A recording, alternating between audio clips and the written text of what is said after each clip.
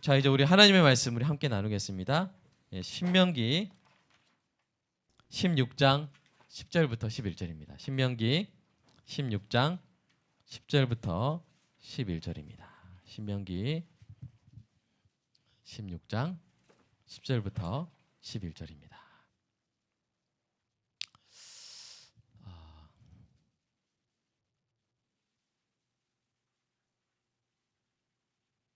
자, 10절부터 11절을 통으로 읽겠습니다. 저기 11절로 나와 있지만 10절입니다. 자, 읽겠습니다. 시작. 내 하나님 여호와 앞에 7질절을 지키되 내 하나님 여호와께서 내게 복을 주신 대로 내 힘을 헤아려 자원하는 예물을 드리고 너와 내 자녀와 노비와 내 성중에 있는 레위인과 및 너희 중에 있는 객과 고아와 과부가 함께 내 하나님 여호와께서 자기의 이름을 두시려고 택한 곳에서 내 하나님 여호와 앞에서 즐거워할지니라. 아멘. 자, 오늘은 무슨 절기입니까? 맥주절이죠. 네, 이 맥주절에 그동안 특별히 절기 설교는 하지 않았지만 오늘은 이 절기에 대해서 한번 좀 살펴보면서 우리 이 절기에 쟁취할 수 있는 깊은 기쁨에 대해서 우리가 함께 나눠보도록 하겠습니다. 오늘 여러분이 보신 이 신명기 16장 10절 11절에 나오는 중심 명령이 뭡니까? 바로 기뻐하라죠. 그렇죠? 기뻐하라. 제가 아까 줄친데 주동사가 바로 뭐냐면 기뻐하라. 즐거워하라고 돼 있지만 이 즐거워하라 이 동사 원어를 그 로고스라는 원어 분석하는 프로그램이 있어요. 거기서는 이렇게 한번 보여주세요. 사진 한번 보여주세요. 이렇게 좀 이렇게 타원형으로 나왔네요. 자, 잘 안 보이시긴 하겠지만 보시면 이렇게 기뻐하다라는 뜻이 대부분입니다. 이렇게 기뻐하다, 기뻐하며, 기뻐하여 이렇게. 그래서 이 즐거워할지니라 이 동사는 뜻이 뭐예요? 기뻐하라는 거예요. 기뻐하라, 기뻐하라는 명령입니다. 그래서 이 절기의 중심 명령이 뭔지 또 다른 절기를 한번 봤더니 신명기 16장 14절 15절 한번 볼까요? 읽어보겠습니다. 시작.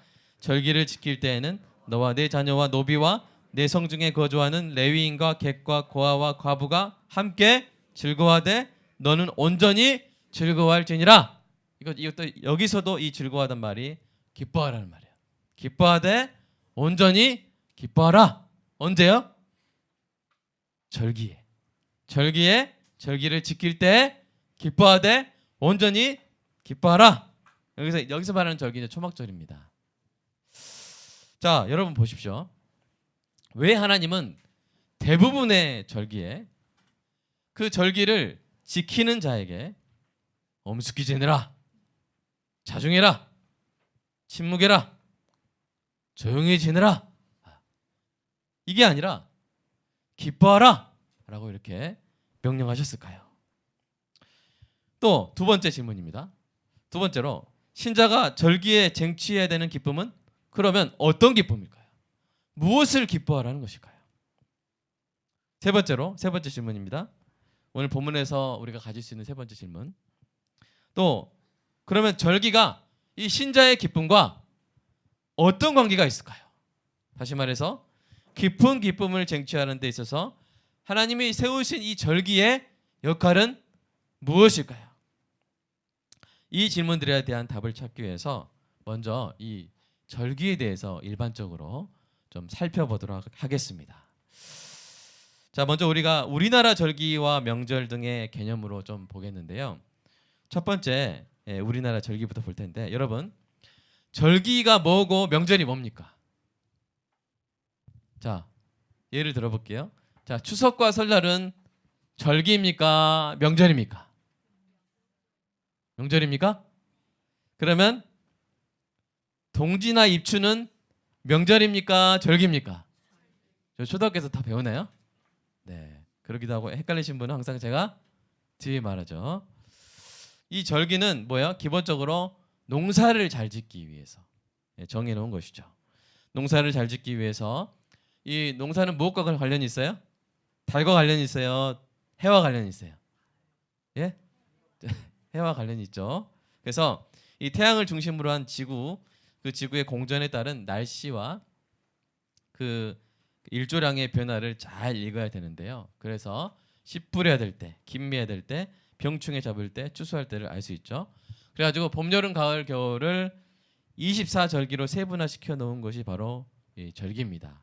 그래서 계절마다 6개씩 있어요. 먼저 봄에는 어떤 게 있습니까? 예, 입춘, 우수, 경칩, 춘분, 청명, 고구가 있는데 잘 보시면 이제 봄에는 비가 내려야 되기 때문에 비와 관련된 그런 단어들이 많이 있죠. 여름에는 입하, 소만, 또 망종, 또 하지, 소서, 대서 이렇게 있죠. 이것은 또 덥다라는 뜻이 많이 들어가 있죠. 가을철에는 또 입추, 처서, 백로, 추분, 한로, 상강 이렇게 이 이슬을 가리키는 로가 많이 있고요. 겨울철에는 입동, 소설, 대설, 동지, 소환, 대안. 그래서 눈과 그리고 추위와 관련된 그런 단어들이 많이 들어가 있습니다. 이게 절기는 뭐와 관련이 있다고요? 태양과 관련이 있다고 그랬죠? 그럼 명절은 뭐와 관련이 깊을까요? 달과 관련이 깊어요. 그래서 명절은 우리가 음력으로 셉니다. 동양사상에 따르면 우리 홀수를 양, 짝수를 음이라고 불러가지고 홀수가 2개 겹치는 날을 아주 좋은 날로 여겼죠. 그래서 1월 1일 겹치죠? 3월 3일, 5월 5일, 또 7월 7일, 9월 9일 이렇게 이런 날들이 명절이 되는데 그래서 1월 1일은 무슨 날입니까? 설날이죠. 1월 1일 설날.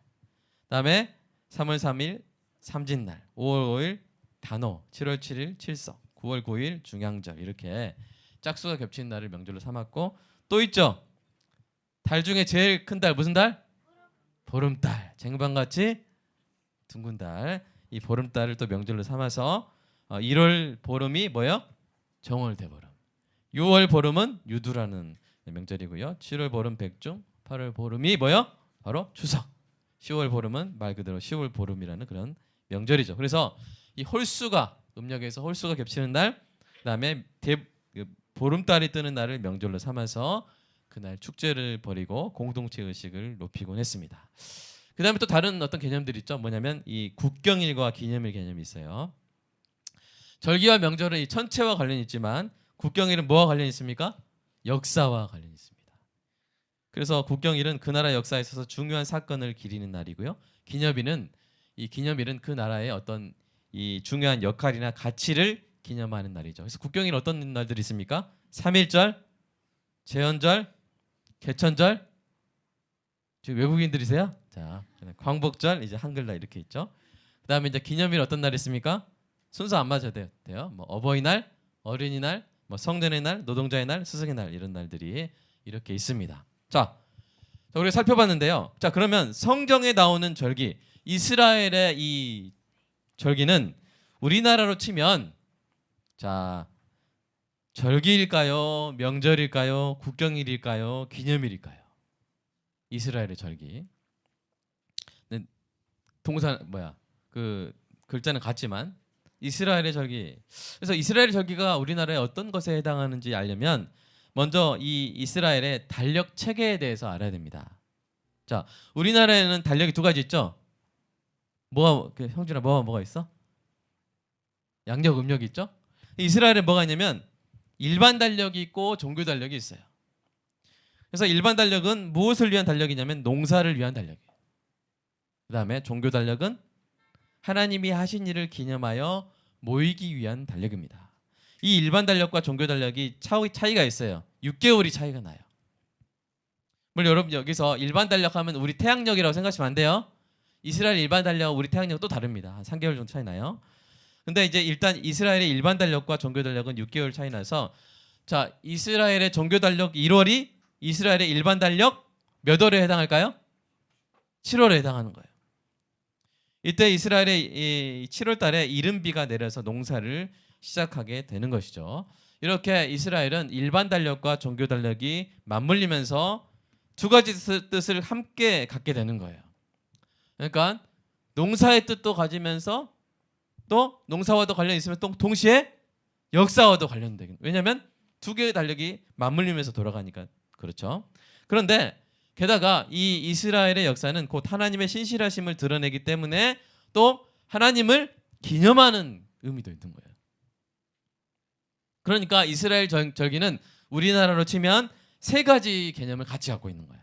하나는 농사와 관련된 절기, 그 다음에 역사와 관련된 국경일, 그 다음에 중요한 것을 기념하는 기념일, 이렇게 세 가지 절기, 국경일, 기념일의 의미를 복합적으로 가진 개념이 바로 이스라엘의 절기라고 할 수가 있습니다.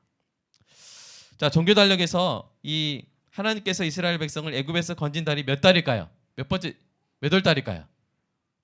그때가 바로 이스라엘의 시작이라는 의미에서 1월 달이 된 거예요. 1월 달로 삼은 거예요.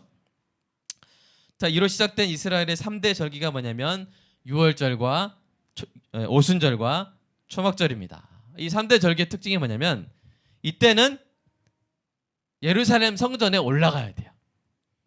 그 길을 무슨 길이라 그래요? 순례길이라 그래요.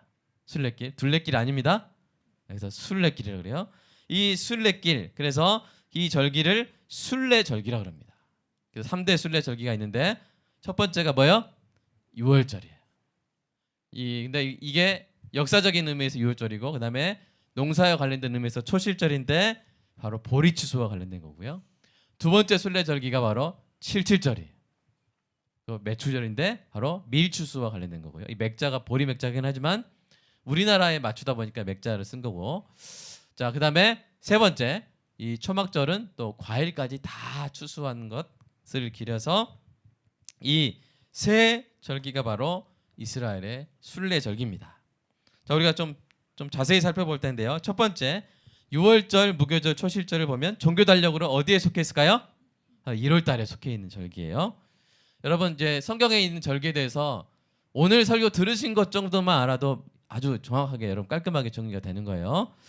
자, 한번 우리 레위기 23장 읽어볼까요? 시작. 이것이 너희가 그 정한 때에 성회로 공포할 여호와의 절기들이니라.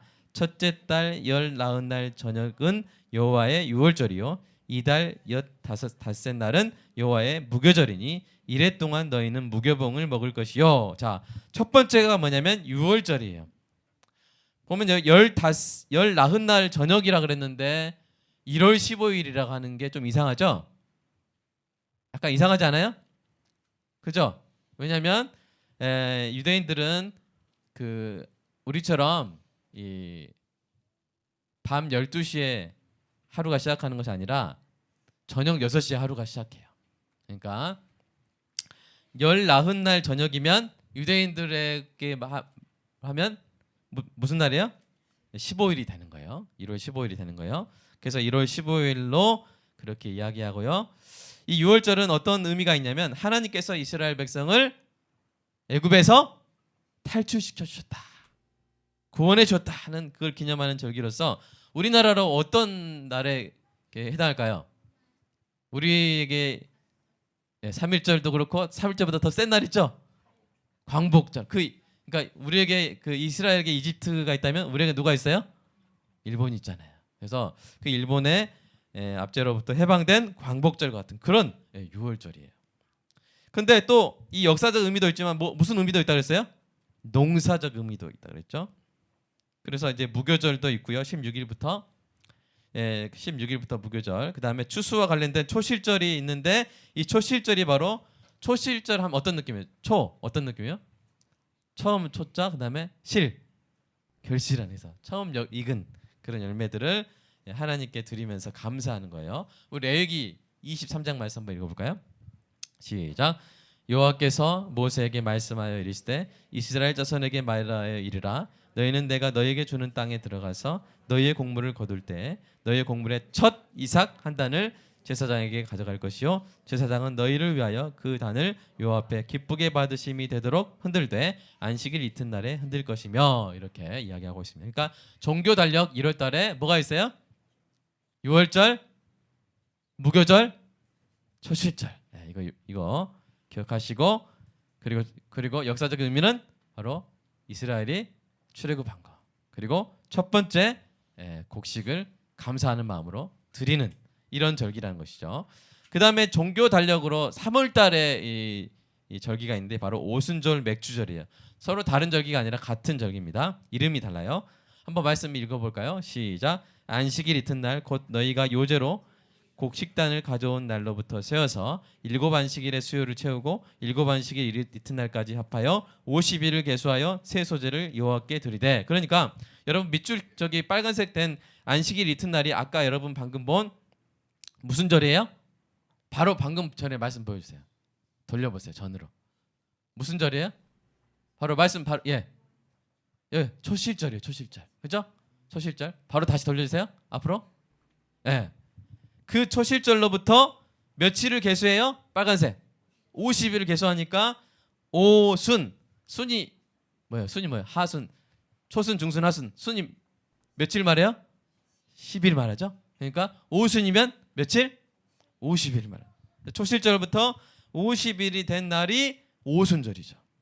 그걸 또 이제 그 7일 단위로 하면 7 곱하기 7, 77절. 거기다가 그 다음 날에서 50일째 되는 날. 그래서 77절이라고도 하고 또 추수하는 날이기 때문에 맥주절이라고도 하는데 이때 이스라엘에서는 뭘 추수해요? 밀을 추수합니다. 우리나라는 나중에 말씀드리겠지만 보리 추수하는 시기에 맞췄지만 제가 이제 여기서 지금 말씀드릴게요. 그래서 여러분 여기서 약간 헷갈리시는 게 우리나라는 지금 교회 달력 보시면 오순절하고 맥주절하고 한 날이에요. 좀 다른 날이에요. 오순절 이미 지나갔죠? 예. 이게 이제 뭐냐면 우리나라에 좀 맞춘 거예요. 그래서 그 오순절은 성령 강림절. 그래서 부활주일로부터 이렇게 한 거고 이 맥주절은 우리나라 보리 추수하는 시기. 예, 이렇게 맞춰서 이렇게 따로 하고 있지만 여러분 저와 여러분이 오늘 맥주절을 기념할 때는 그런 오순절에 나중에 말씀드리는 역사적 의미와 맥주절의 그 추수감사의 의미를 함께 품고 그렇게 하나님 앞에서 기뻐하는 은혜가 있기를 소망합니다. 자, 오순절의 역사적 의미는 뭐냐면요. 바로 이스라엘 백성이 애굽에서 나왔어요. 나와가지고 시내산에 가서 그 하나님으로부터 십계명을 받는데 돌판에 새긴 십계명을 받는데 그것이 바로 출애굽 이후에 몇 번째 날인 거예요? 50번째 날이었던 거예요.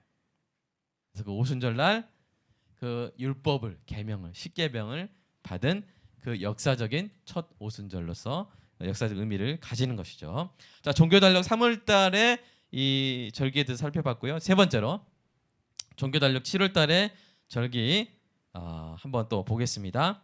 자, 레위기 23장 읽어볼까요? 시작. 여호와께서 모세에게 말씀하여 이르시되 이스라엘 자손에게 말하여 이르라. 일곱째 달 곧 그 첫 달은 너에게 쉬는 날이 될지니 이는 나팔을 불어 기념할 날이요 성회라. 자, 그러니까 7월 1일이 종교 달력으로 7월 1일이 그러니까 여러분이 이제 그럼 지금 달력으로는 대체 언제야 할 수 있는데 보통 10월이에요. 10월. 그러니까 이스라엘 종교 달력이 한 3 정도를 더하면 우리 지금 태양력 비슷하게 돼요. 그래서 이 나팔절인데 뜬금없어요. 나팔만 불래요. 근데 이게 나중에 어떤 의미인지 성경에서 드러나게 됩니다. 일단은 그렇게 보고요. 그 다음에 7월 12일은 속죄일이라고 이스라엘 전체 백성들이 죄를 용서받는 날이고요. 그 다음에 7월 15일부터 21일이 초막절. 넘겨주세요. 초막절, 장막절, 수장절. 이렇게 하는 절기인데 이 절기의 역사적인 의미는 뭐냐면 이스라엘 백성이 출애굽하면서 가나안 땅에 갈 때까지 40년 동안 광야에서 텐트 치고 살았어요. 그랬죠?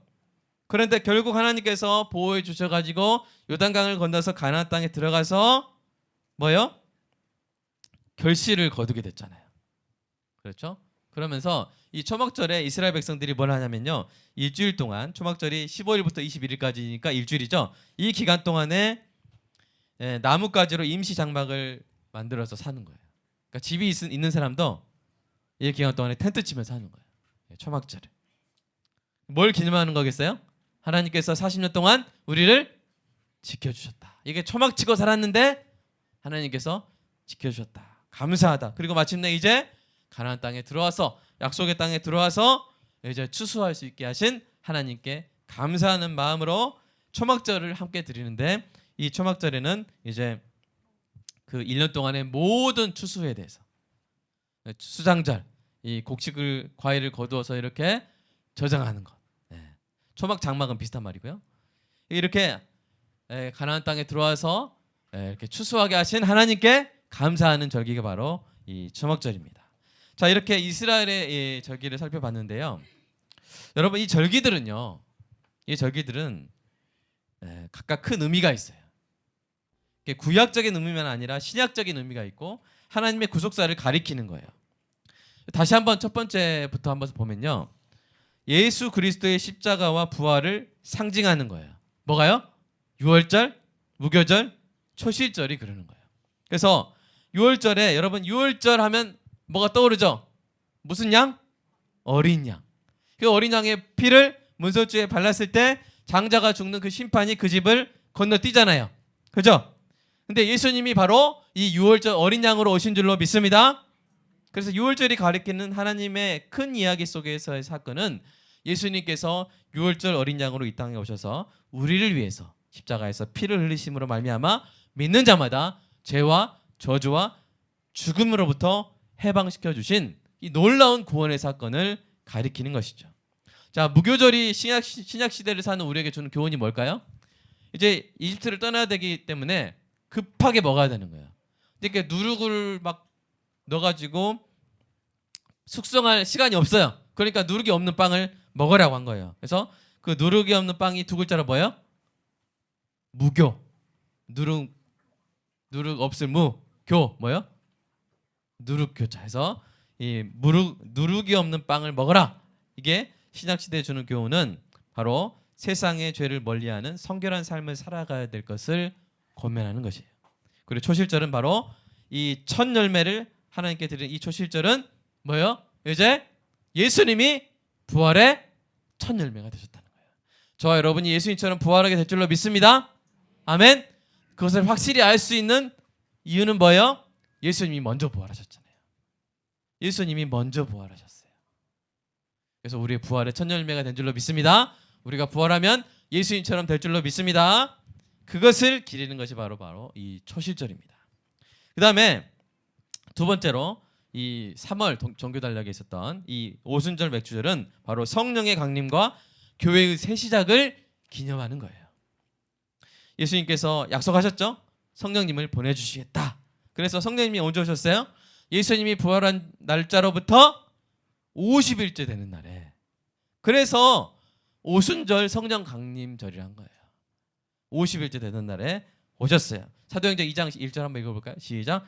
오순절 날이 이름에 그들이 다 같이 한 곳에 모였더니 여기서 일어난 사건이 뭐예요? 성령 강림. 성령이 강림하셔서 3,000명이 이날 주께로 돌아오는 놀라운 역사가 있었던 것입니다. 그러니까 이것을 또 맥주절로 보면 뭐예요? 그날 3,000명이 주께로 돌아오는 영적인 추수가 일어났던 거예요. 영적으로 주께로 돌아오는 놀라운 일이 일어났고요. 또 어떤 의미가 있냐면 여러분, 구약의 오순절에는 하나님께서 하나님의 율법을 어디에 새겨주셨어요? 돌판에 새겨주셨죠? 그래서 주셨죠. 시내산에서. 신약의 오순절에서는 이제 성령께서 그리스도의 법을 성도의 마음에 새겨주셨어요. 그렇게 해서 교회가 새롭게 시작된 것을 기념하는 절기가 된 것입니다. 그러니까 오늘 이 맥주절의 의미가 얼마나 풍요롭고 다양합니까? 자, 세 번째로, 그러면 나팔절, 속죄일, 초막절은 무엇을 바라보는 것인가? 바로 예수 그리스도의 재림과 성도의 천국 입성을 바라보는 것입니다. 여러분, 새 절기의 첫 번째 절기가 뭐였어요? 나팔절이었죠. 왜 나팔을 불라 그랬지? 라고 할 수 있는데, 여러분, 이 두 말씀, 예수님의 말씀, 또 사도 바울의 말씀 한번 읽어보면 여러분 이해할 거예요. 자, 읽어볼까요? 자, 시작. 그가 큰 나팔 소리와 함께 천사들을 보내리니 그들이 그의 택하신 자들을 하늘 이 끝에서 저 끝까지 사방에서 모으리라. 또 고린도전서 읽어보겠습니다. 시작.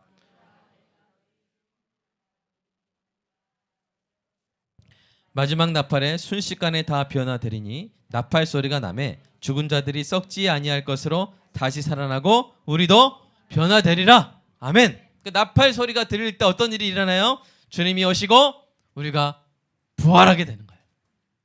우리가 천국에 들어가게 되는 줄로 믿습니다. 이와 같이 이 7월의 첫 명절인 이 나팔절은 바로 예수님의 재림을 상징하고요. 7월 10일에 이제 또 속죄일이 있다 그랬죠. 이 7월 10일의 속죄일은 이 예수님이 재림하셔가지고 최후의 심판하시는데 거기에 최후의 판결이 나와요. 그럴 때 신자는 우리 주 예수 그리스도의 보혈로 무죄 판결을 받습니다. 저와 여러분이 그날에 예수님께서 저와 여러분 옆에 계셔서 영원히 무죄 받고 천국 들어가는 은혜가 있기를 간절히 소망합니다. 물론 그것은 그때 정해지는 것이 아니라 여러분이 예수님을 온전히 믿었다면 이미 확증된 줄로 믿으시기를 주님의 이름으로 축복합니다. 그리고 마지막 이 초막절은 뭘 의미하겠어요?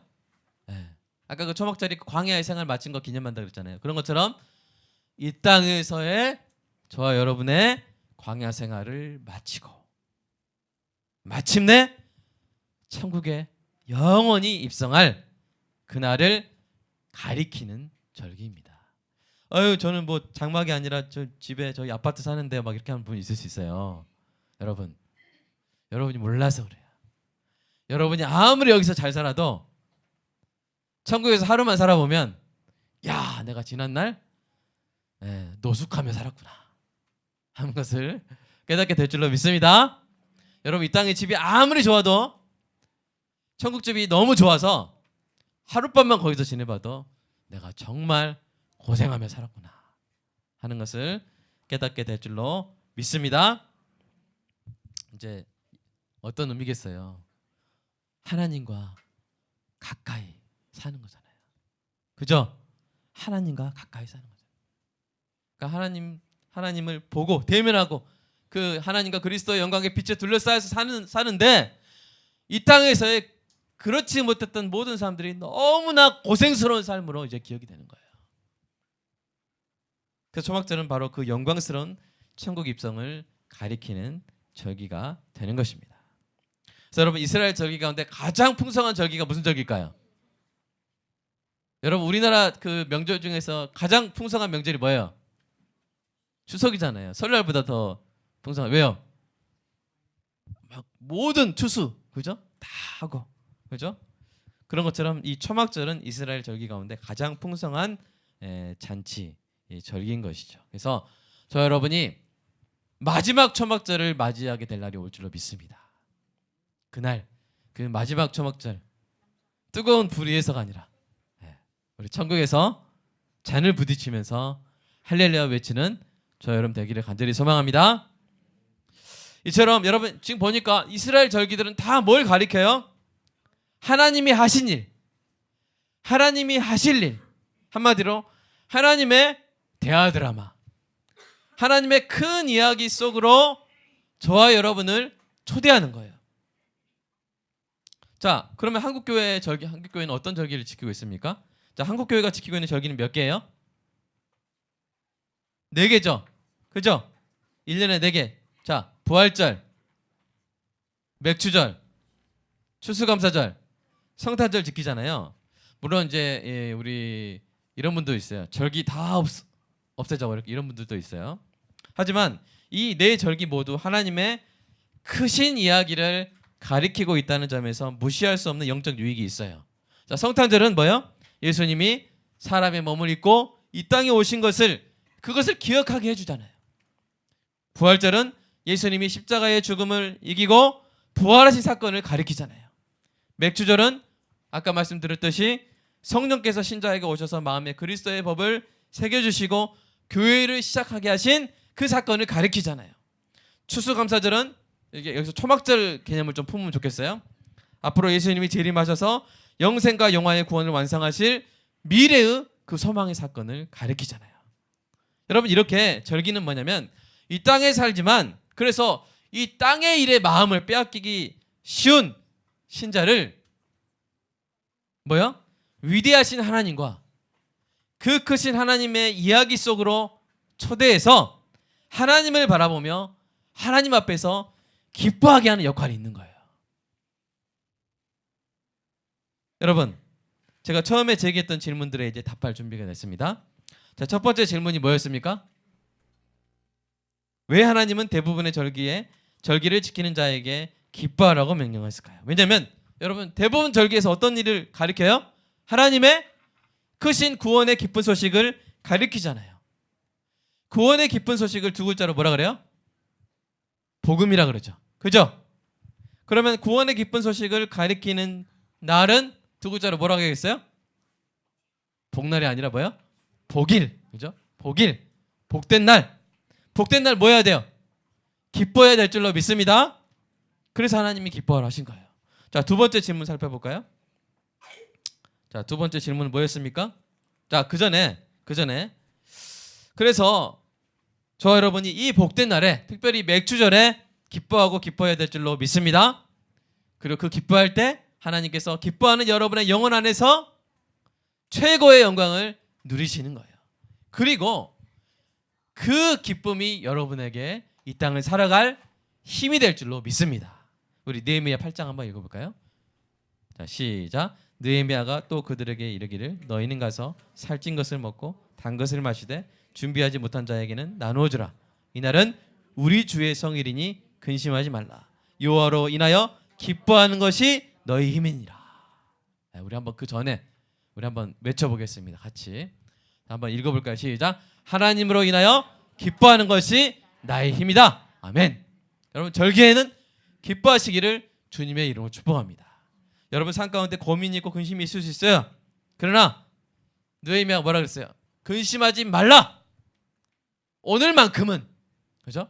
하나님이 하신 일, 하나님이 하실 일을 바라보면서 내가 얼마나 복받은 사람인지. 여러분 복 있는 사람 맞습니까? 여러분 정말 고백하셔야 돼요. 이 땅에서 어떤 일을 겪더라도 여러분 우리 주 예수 그리스도의 사랑의 보혈로 구원받은 사람입니다. 그렇다면 저와 여러분은 복 있는 사람인 줄로 믿습니다. 정말 옆에 분한테 저는 고백해 보겠습니다. 제가 바로 복 있는 사람입니다. 네. 여러분 복 있는 사람이에요. 어떤 상황에서도 이렇게 절대 이런 말하죠. 나는 박복해. 난 복이 없어. 이러지 마세요. 어떤 상황에서도 이 맥주절이 말해주고 있잖아요. 저와 여러분은 복 있는 사람입니다. 구원받아서 천국 가고 있는 사람입니다. 하나님의 자녀가 된 줄로 믿습니다. 아멘. 그래서 어떤 상황 속에서도 절기가 되면 나는 복 있는 사람이다 외치는 것이 바로 절기의 역할이고 또 우리에게 힘이 되는 것이죠. 자, 두 번째 질문 뭐였습니까? 신자가 절기에 쟁취해야 될 기쁨은 어떤 기쁨일까요? 무엇을 기뻐하는 말씀일까요? 계속 우리가 나눠서 이제 알겠죠? 뭘 기뻐해요? 하나님께서 하신 일과 하나님께서 하실 일을 기뻐하는 거예요.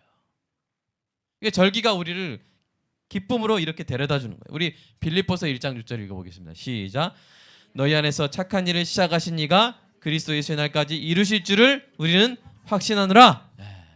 우리는 연약해도 우리는 부족해도 현재 딱 볼 때 깝깝해 보여도 그러나 하나님께서 여러분 자녀에게 착한 일을 시작하셨고 그 일을 이루실 줄로 믿습니다. 우리에게 착한 일을 시작하셨고 그것을 반드시 이루실 줄로 믿습니다. 이것을 기뻐하는 거예요. 그죠? 그러면 세 번째 질문은 뭐였어요? 절기에 기뻐하러 가시는데 이 절기와 기쁨이 어떤 관계가 있습니까? 다시 말해서 깊은 기쁨을 쟁취하는 데 있어서 절기가 하는 역할이 뭐예요?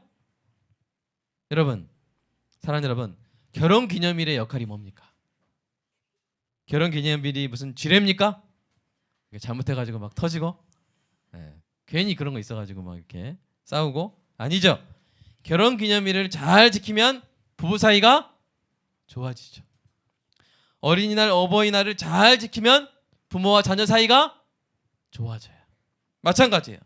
절기에 담긴 하나님의 사랑을 잘 깨달으면 절기 때마다 우리가 하나님으로 인한 기쁨을 회복하게 되는 줄로 믿습니다.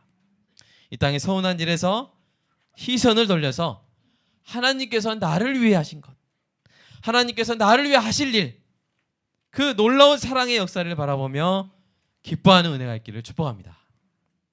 자, 이제 마지막으로 그러면 구체적으로 우리가 어떻게 하면 이 절기를 통해서 기쁨을 쟁취할 수 있을까요? 첫 번째, 여러분이 참 크게 보이는 거 있죠? 여러분이 크게 보이는 거 있을 거예요. 여러분 돈이 크게 보이실 수 있어요. 우리가. 그죠? 또 우리 자녀들의 어떤 학벌이나 이런 것들이 크게 보일 수 있어요. 자녀 교육 이런 것들이 크게 보일 수 있어요.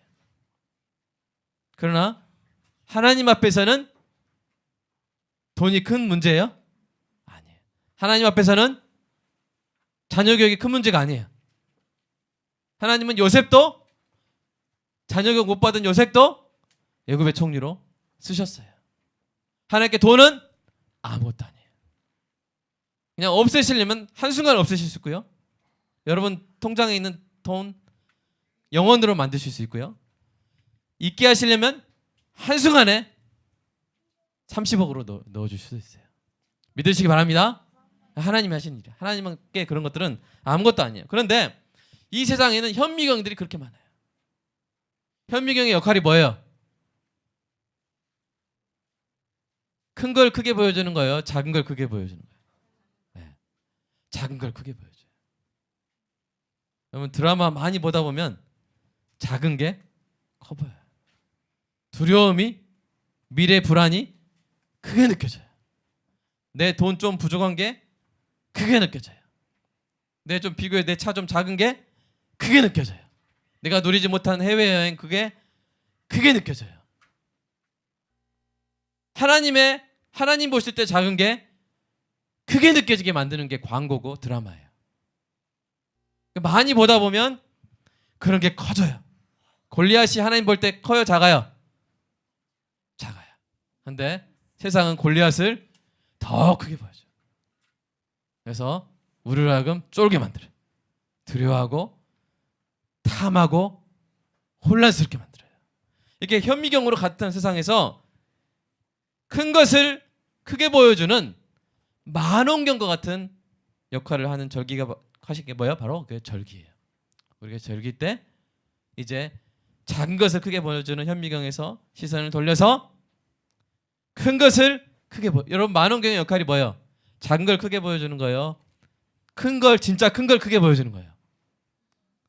여러분 무등산이 작아요, 커요? 근데 멀리서 보면 커 보여요, 작아 보여요? 그때 뭘 봐야 돼요? 만원경을 보면 정말 커 보이는 거예요. 하나님이 위대하시고 무한하시고 크신 분인 줄로 믿습니다. 세상에 살다 보면 하나님이 작아 보여요. 하나님이 작아져서 없는 것처럼 보여요. 이 세상의 권력, 돈 이런 게 우리 삶을 지배하는 것처럼 보여요.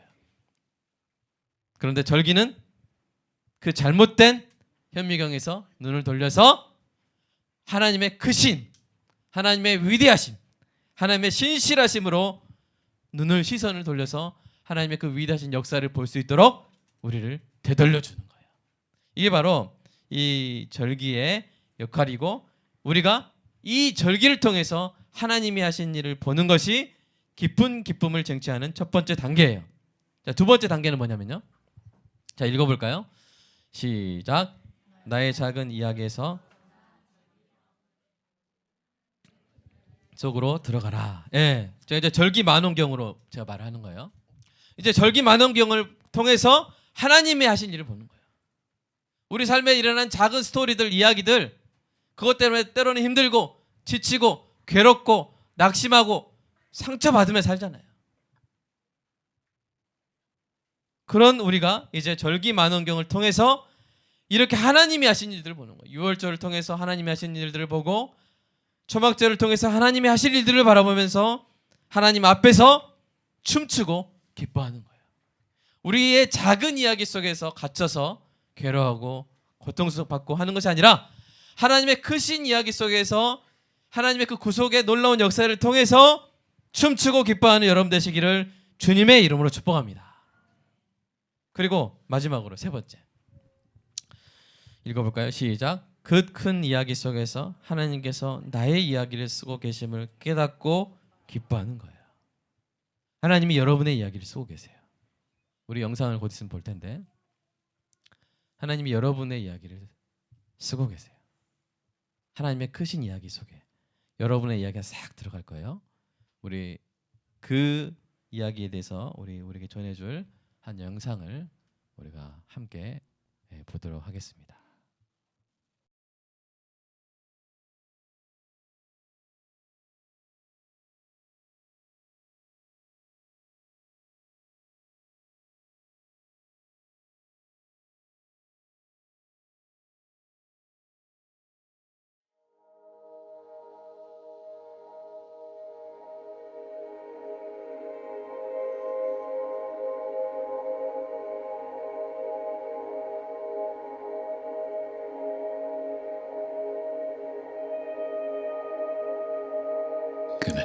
a story.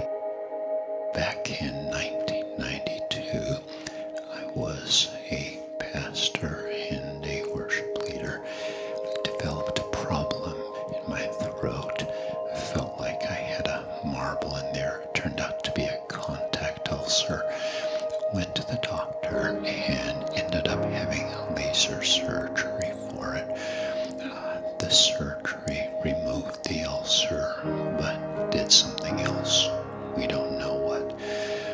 And for about a year, I pursued the medical field, did vocal therapy, and there was a lot of mystery about it. We couldn't figure out why the original injury happened. We had no idea why the surgery went bad. There were no answers about what went wrong, but I had pain from the day the surgery happened, and I've had chronic pain now for these 22 years. Vocal therapy wasn't helping, so at the end of a year of that, I said to my wife, honey, it just seems to me there's so much mystery surrounding this thing. It seems to me it's more than just a natural thing that has happened. I think there's something spiritual going on here. And I said to her, God got Joseph into prison. God got Joseph out of prison. If you're okay with it, I would like to go with God from now on. I was pastoring at the time, and my pain levels were increasing. My strength was decreasing, and I was reading the writing on the wall. It's over. And I'm in such distress because I don't have a theology for something like this. How can you be giving yourself fully to the Lord, walking in obedience, being fruitful in ministry, and take a hit on something that's taking you out of everything God's called you to? I mean, my theology says that giftings and callings of God are irrevocable. And so I'm in the crisis of my life. Coming into 1994, it's 2 years after the injury, and I'm in so much pain. Every word hurts, and I'm trying to be faithful as a pastor, and I'm in such distress. I cannot go on any longer. I'm just saying, Lord, just let me quit, let me resign and crawl into a hole somewhere, and God will not let me resign. What do you do when you can't quit and you can't keep going? The elders of our church were gracious to me, and they extended to me a 6-month sabbatical. I called the summer of 94 the summer from hell. It was horrible because now they are paying me to figure this thing out, to work it out with God, and to somehow come to some kind of resolution. And so I'm a wreck. Our church had 3 services at the time, and I would bring my family to the Saturday night service to get it over with so that I wouldn't have to go on Sunday. I remember this one weekend, we came to church Saturday, got up Sunday morning, got in my reading chair, got my Bible out, and I've got such a cloud of oppression over my mind, I can hardly breathe. And I'm desperate for a word from God, because back in that season, the only thing that would strengthen and help my soul would be a word from God. As Ephesians 1:17 speaks about the spirit of wisdom and revelation, when the spirit of revelation rests on the word and something comes off the pages that is life-giving, that's my only source of sanity in this season. And so I'm in my reading chair, I've got my Bible, and I'm like, please, please, please, I am desperate for a living word from Christ. Nothing is moving.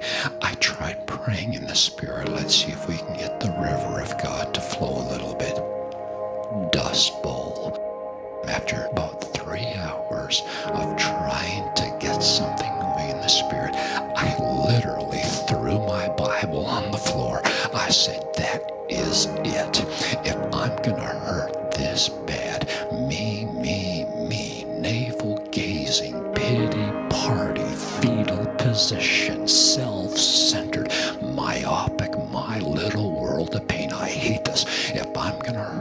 this bad. My kids are having fun today. I'm taking them to a baseball game. Now you have to understand something about the way I was raised. I was raised in a good Christian home where you honor the Lord's Day. You don't go to baseball games on the Lord's Day. So I've never been to a baseball game on the Lord's Day. In fact, I've never been to a baseball game at all. But I am in so much pain right now that I don't care about the rules. I grabbed my kids. I've got 3 kids, Joel, Katie, Michael. I grabbed a couple neighborhood kids, threw them into my minivan. My wife didn't want to go with me, so it's just me and the 5 kids. Off we go to watch the Rochester Red Wings AAA ball team. But I'm like a first-timer in church. Where do you park? How do you get in? Where do you pay? Where are the bathrooms? But I'm trying to be cool, and so I'm like, come on, kids, here we go. And we finally find our way into the stadium. They got their hats, they got their baseball gloves, and I'm in an ornery mood. I'm like, everybody gets Coke. Everybody gets popcorn. Everybody gets a hot dog. And so my kids are sitting there in the stands. It's a mid-August day, summer of 94, 75 degrees, not a cloud in the sky. Baseball in America. Katie is sitting next to me, and then the 4 boys, and I'm sitting there, and the cloud has not moved an inch. I am absolutely miserable. And I start having this conversation. I don't know if it's with God or myself, but I start having this inner conversation that starts like this. Do you even understand where I'm at? They are paying me to come after you right now. I am coming after you with everything I know, everything I've got, and I cannot shake this cloud of oppression over my mind. God, this thing is not working for me. Am I losing my mind? Do you even understand where I'm at? And then it kind of turned and became like this. What have I done? I must have done something to get you really angry at me, because you're taking away from me everything I've ever prepared for, everything I've ever functioned in, everything I've ever been called to, everything I've ever been fruitful in. You're taking it all away from me. What did I do to get you this angry? I swear, when you're in that kind of a tender place emotionally, you have a demon parked on your shoulder, because I've got this megaphone in my ear that is just yelling at me, abandoned, forsaken, it's over. Wake up and smell the coffee. God's finished with you. You're a has-been. I mean, I'm hearing all this stuff in my ear, and every symptom in my body is telling me that's the truth. But did I hear another voice? No. This is the voice. This is the voice of reason. This voice is so loud. But did I hear another voice whispering, I am with you. I am for you. I've chosen you. It's not over. This is going somewhere. And I'm sitting in the ball game, torn between the 2 voices, desperately wanting to believe that I am hearing the still small voice of the Spirit. But this other voice is so loud, so compelling, so real. And as I'm sitting in the ball game, this crazy idea goes through my brain, and I am like, no, I am not asking God if I can catch a baseball as a sign that this is his still small voice, that he loves me, that he's with me, that he's chosen me. I am not asking God for a baseball, because, like I said, I was raised too well for that. parents put it into me from my youth. Thou shalt not tempt the Lord thy God. You do not do that kind of stuff with God. And so I am not asking God for a baseball. Stop it. And then it kind of changed a little bit and became like this. I wonder if God would let me catch a baseball as a sign that I am hearing his still small voice. He is with me. He's closer than ever. He loves me. He's for me. And I'm just like, this is a bad way to think. And I'm trying to shut the stupid thing off, and I cannot shut this idea off in my head. And my analytical side kicks in, and I start calculating my chances. I've never been in a game like this before. What are my chances of catching a baseball? So I'm, pi r squared on the field. I'm counting how many people are in the stands. I'm counting how many balls are being caught.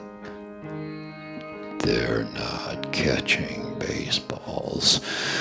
And besides that, we're under this overhang. There's a set of bleachers above us. A ball couldn't even get here if it wanted to. Stop this. 3/4 of the way through the game, this guy hits a fly ball. With one motion, hundreds of people rise to their feet. Baseball gloves come out of nowhere. I've never seen so many baseball gloves in all my life. Everybody's on their feet, reaching for the sky, and I'm on my feet with the rest of the fools. Here comes the ball, obviously not coming my direction. It comes like this. It's a cross beam at the base of the overhang, careens off it at this bizarre angle, and comes down straight at me. It hit me in my hands, bounced off my chest, and landed in my daughter Katie's lap. There's an old codger sitting in front of me. He turns around, he says to me, I've been coming to this field every week for 25 years. I have never caught a baseball.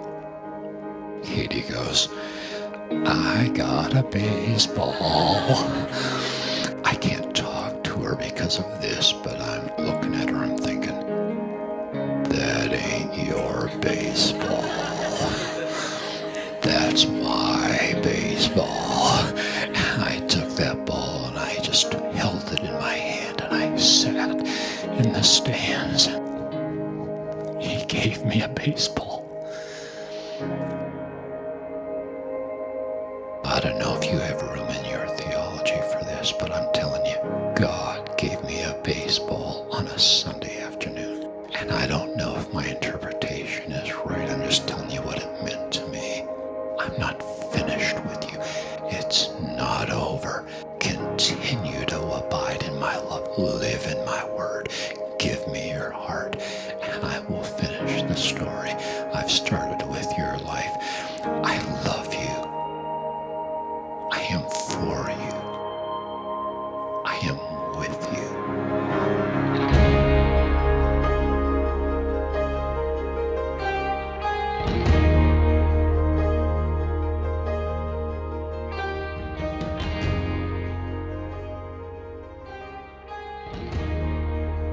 우리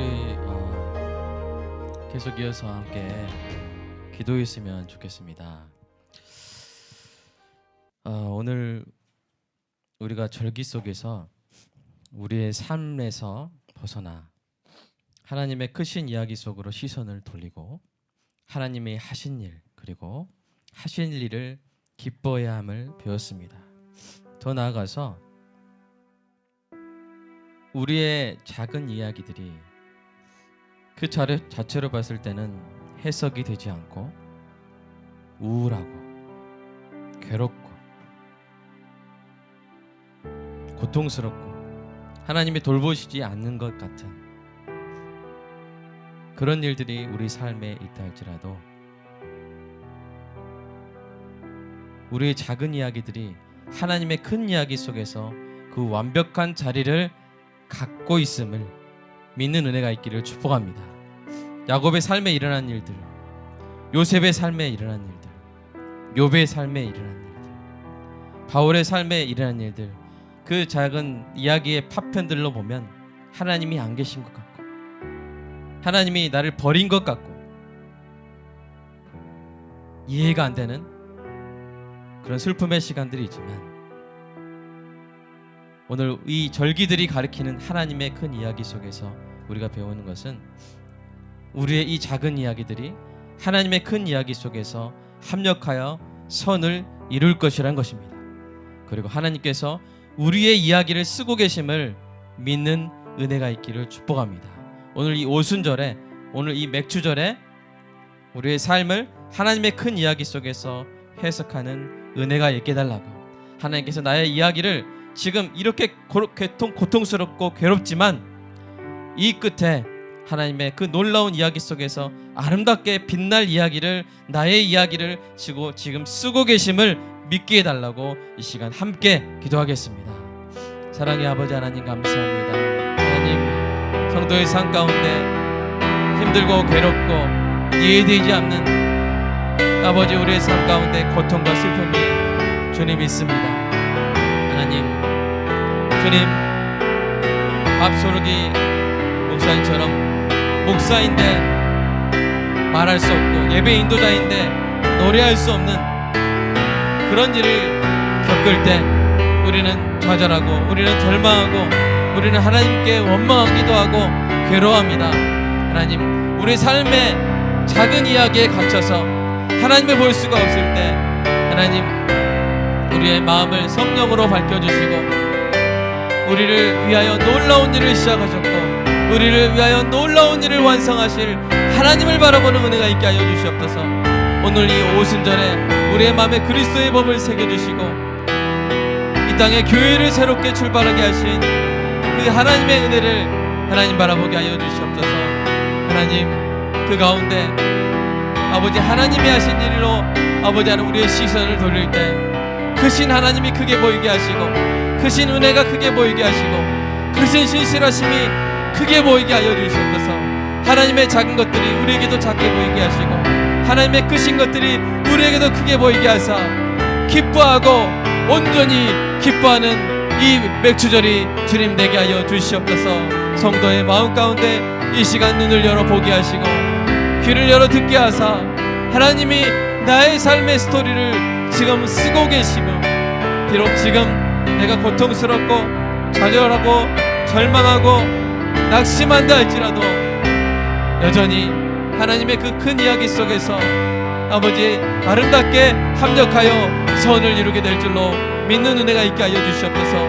아버지 하나님, 형제들에게 버려졌던 요셉, 아버지 하나님 누명을 썼던 요셉, 감옥에 갇혀있던 요셉이었지만 하나님께서 그 과정을 통해서 요셉을 통해 수많은 사람들을 구원하신 것처럼 하나님, 우리 삶 가운데 일어나는 모든 크고 작은 일들이 다 주님의 이야기 속에 있는 줄로 믿습니다. 오늘 이 시간 이 절기를 통해 하나님의 이야기를 바라보게 하시고 하나님이 하신 일들, 하나님이 하실 일들을 바라보며 기쁨을 회복할 수 있는 주님 은혜가 있게 하여 주시옵소서. 주님 사랑합니다. 우리의 삶의 이야기를 쓰고 계신 하나님을 믿습니다.